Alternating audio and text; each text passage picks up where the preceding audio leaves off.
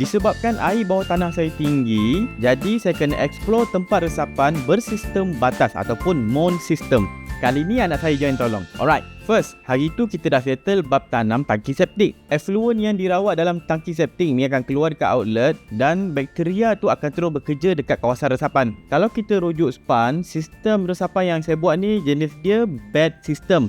Akan ada paip berlubang yang jaraknya 900mm minimum dan jarak minimum paip dengan air bawah tanah adalah 600mm. Desain batas saya first ada tanah asal, atas dia kita penuhkan dengan pasir kasar, asingkan dengan geotextile fabric. Dekat area pipe kita akan letak batu kerikil. Atas tu pula saya akan lapiskan lagi dengan geotextile fabric, baru isi pasir kasar balik.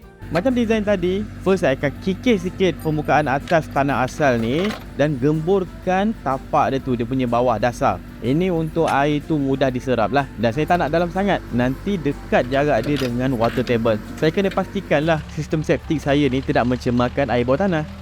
Ini saya dah gali dalam 40 cm. Dalam 40 cm, satu kaki lebih macam tu lah. Paras air bawah tanah saya patutnya dalam 1.5 meter. Dah jumpa air bawah tanah. Bila musim hujan macam sekarang ni tengah musim, tak adalah musim hujan, tapi lepas hujan saya rasa dia akan naik maybe sampai 1 meter ataupun 1.2 meter macam tu. Jadi jarak lubang sapan saya dengan air bawah tanah tu mesti minimum 600mm ke 1200mm. Jadi 0.6 hingga ke 1.2 macam tu. Bila musim kering 1.2, bila musim hujan basah, water table ni kena jarak dalam 0.6 meter. Sekarang saya nak isi pula dengan pasir. Pasir sungai, bukan pasir pantai. Okey, tak apa-apa, saya tunggu.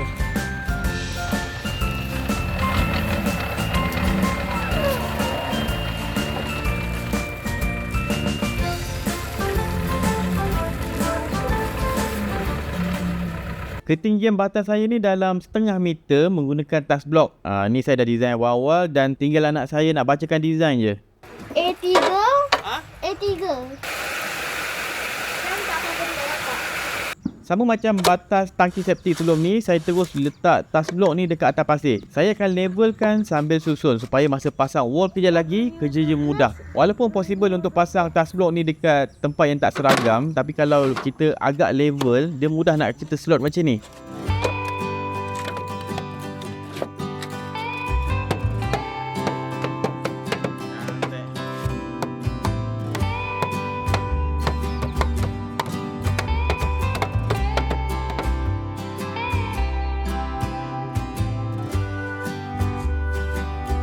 Lakak. One more.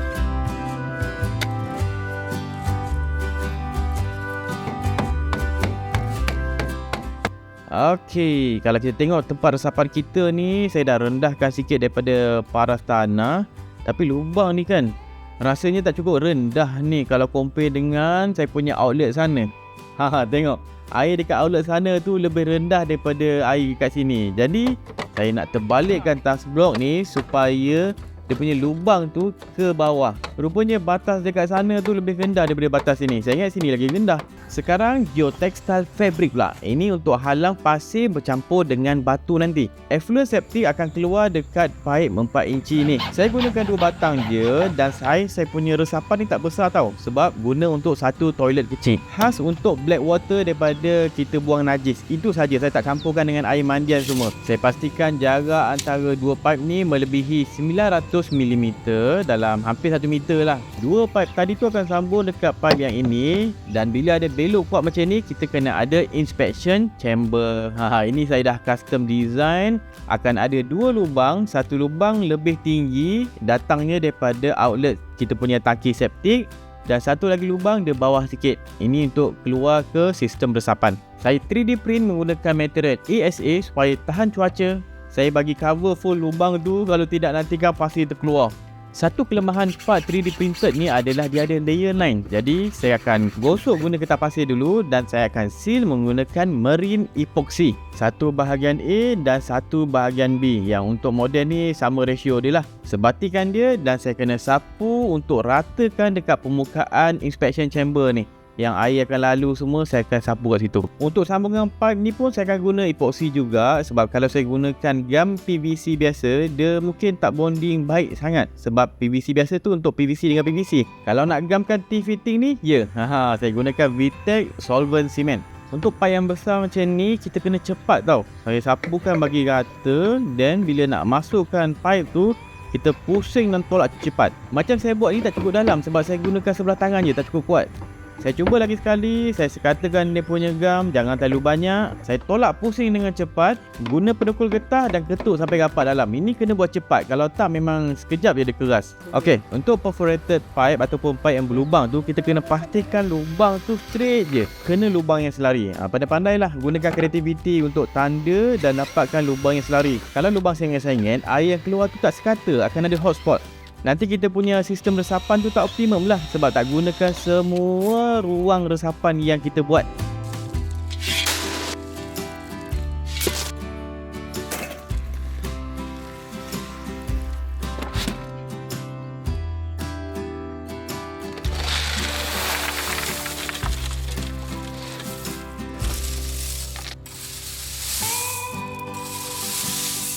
Bila base batu kerikil tu dah settle, saya nak masukkan pipe pula. Disebabkan lubang tas blok ni dalam 100mm tak cukup besar, jadi saya kena potong sikit. Pipe 4 inci, dia punya diameter dalam 110, jadi besar sikit lah. Tu yang kena bagi ruang lubang tu besar sikit.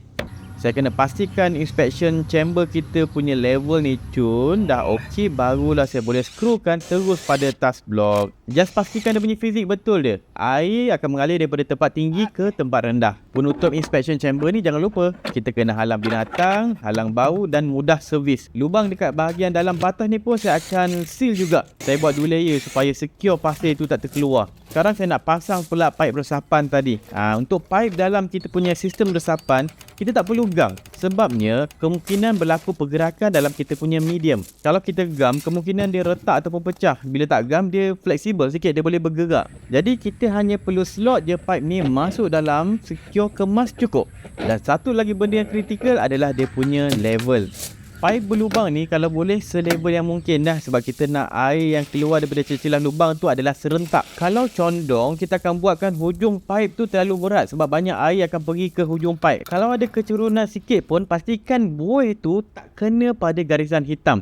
Dan arah tu pun kena jaga supaya dia cerun tu ke arah hujung pipe. Settle, saya akan tolak sikit batu kat pipe tu supaya dia support kedudukan pipe. Kita tak nak gerak dah depan ni. Arah lubang ni pastikan ke bawah sikit sebab kita tak nak air banyak bertakung dalam pipe. Kita nak bagi dia seragam keluar dekat kawasan resapan kita. Settle sebelah, saya buat lagi sebelah. Kalau tempat resapan ni untuk air mandian sekali, korang kena scale up besar lagi. Maybe dalam 4 kali ganda lebih besar daripada saya buat ni. Untuk support structure tas blok ni, saya akan letak batu kat sekeliling lah, supaya bila saya isi pasir nanti, tak adalah dia terkuat kembang. Dan maybe saya akan ikat tengah-tengah tu dengan satu batang C-channel supaya hold.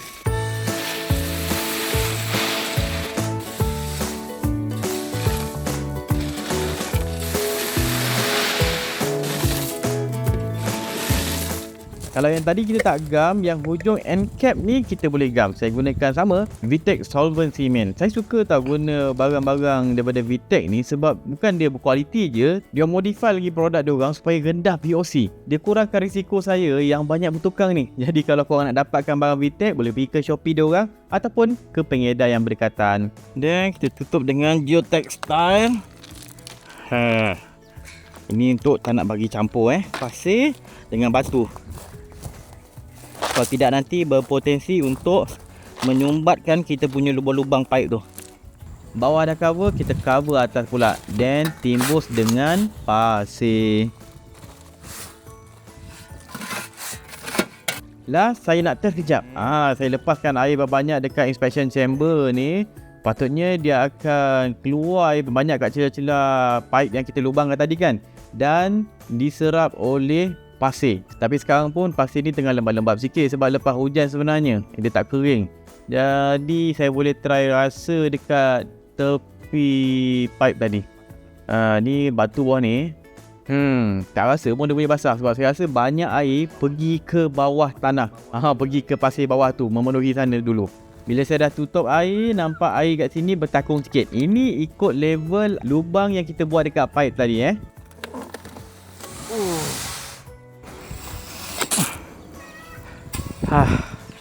Okay. So untuk video ni settle lah. Ni pipe yang kat sini untuk keluar daripada septic tu saya tak pasang lagi sebab nanti kalau saya pasang dia lembu, kebau, kambing duk pijak tenang pecah. Sebab nanti saya kena buat dia punya pelindung kat sini. Jadi biar macam ni dulu. Kita punya pasir dalam ni saya kena top up lagi. Ni just saya top up asal menutupi kita punya perforated punya pipe tu. Pipe yang berlubang tadi kan kita dah tutup, dia tak gerak dah. Kalau ada kambing datang lompat-lompat kat sini ke apa, dia tak kacau. Dan bila dah stabil macam ni, saya boleh panggil bila lori pasir, macam sebab saya punya tanah ni bersedut. Kita baru rata kan, jadi lumpur-lumpur ni semua bersedut, memang lori tak nak masuk. Hari kalau hari cantik, terang, panas, kering semua ni, dah tak ada lecak-lecak, nanti lori boleh masuk, tuang pasir dalam ni. Penuh kan? Settle. So itulah dia, kita buat sistem serapan septic yang jenis mound system. Kita tinggikan, jadikan dia batas supaya air daripada lantai ni ke air bawah tanah tu jarak dia minimum 600 mm. 0.6 meter lah. Alright, itu je saya harap saya punya perkongsian ni bermanfaat. Kalau nak tengok banyak lagi video education menarik macam ni, boleh pergi ke YouTube channel Bani Buat. Subscribe sekali, jumpa dalam next video. Saya Muhammad Syafiq. Assalamualaikum.